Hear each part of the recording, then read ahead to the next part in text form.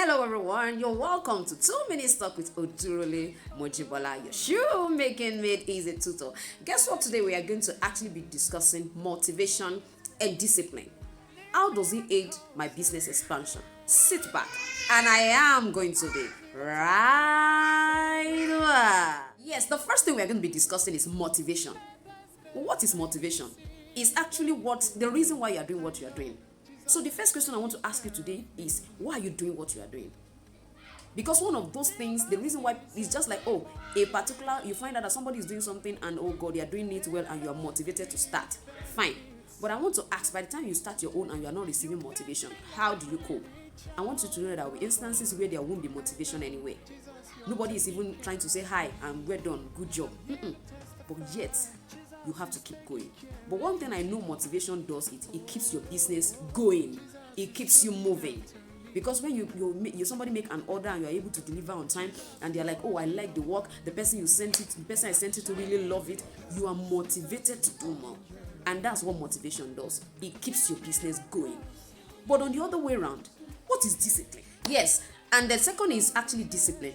What is discipline? Discipline can actually be defined in so many ways, but I'm going to narrow it down to being under control. Yes, to subject yourself to particular rules, to subject yourself to particular instructions, and you are like, oh, in this business, I am not going to collect one customer's money and use it for a personal thing. No. I am going to ensure that each time I receive an order, I follow it up, get the necessary product material, and get their job delivered. I am going to ensure that anybody that comes my way, because for example, I have had a lot of female students confide in me that when they go to male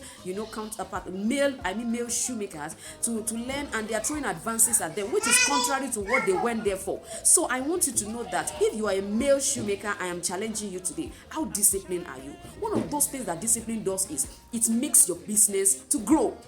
So be motivated, seeing people encouraging you, saying, oh, you are doing well, keep up at it. It keeps you going. But discipline is what enhances the growth of your business. You don't collect a particular customer's fund and use it to settle another customer order. No, you have to discipline yourself in form of savings, in form of spending, in form of making sure that you relate with your customers cordially and well enough for them to come back. So I just want to encourage and challenge you at the same time.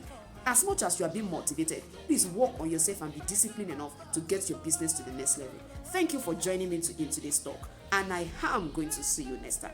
Bye.